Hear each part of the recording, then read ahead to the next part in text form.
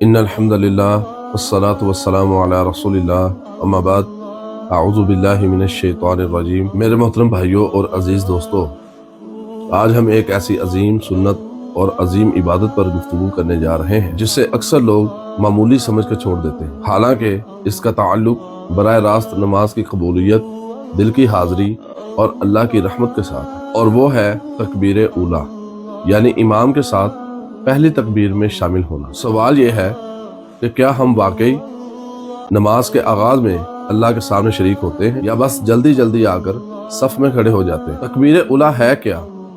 فقہی اصطلاح میں امام کے ساتھ پہلی تکبیر تحریمہ میں شریک ہونا تکبیر اولیٰ کہلاتا ہے، یعنی امام اللہ اکبر کہے تو مقتدی بھی اسی وقت اللہ اکبر کہے۔ یہی وہ لمحہ ہے کہ جب بندہ دنیا سے کٹ کر اللہ کے حضور کھڑا ہو جاتا ہے، اور نبی کریم صلی اللہ علیہ وسلم نے ارشاد فرمایا کہ جو شخص اللہ کے لیے 40 دن نماز باجماعت پڑھے اور تکبیر اولیٰ پائے، اس کے لیے 2 براتیں لکھ دی جاتی ہیں، ایک جہنم سے نجات اور دوسرا نفاق سے نجات۔ میرے بھائیوں، یہ کوئی معمولی بات نہیں کہ جہنم سے نجات اور نفاق سے نجات، اور یہ سب صرف تکبیر اولیٰ کی پابندی پر۔ صحابہ سلف صالحین کا یہ حال تھا۔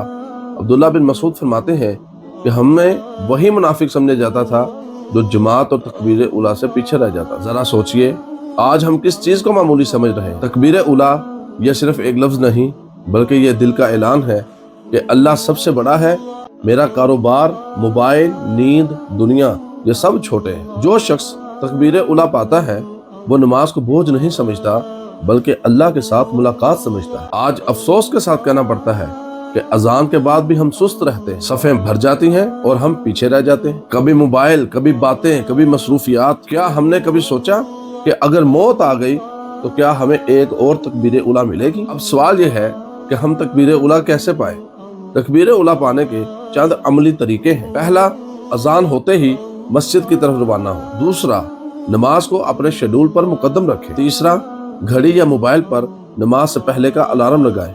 اور چوتھا یہ ہے کہ آپ دل کے اندر یہ نیت رکھیں کہ میں نے ہر نماز تکبیر اولیٰ کے ساتھ پڑھنی۔ میرے بھائیوں، نماز کا آغاز درست ہو جائے تو پوری نماز سنور جاتی ہے، اور جو شخص نماز کے آغاز میں ہی غفلت میں ہو، اس کی نماز بھی غفلت کا شکار ہو جاتی ہے۔ اللہ تعالیٰ سے یہ دعا ہے کہ یا اللہ، ہمیں تکبیر اولیٰ کا ذوق عطا فرما، نفاق اور جہنم سے بچا، اور ہماری نمازوں کو قبول فرما۔ اگر یہ باتیں دل کو لگیں تو اس پیغام کو دوسروں تک ضرور پہنچائیں۔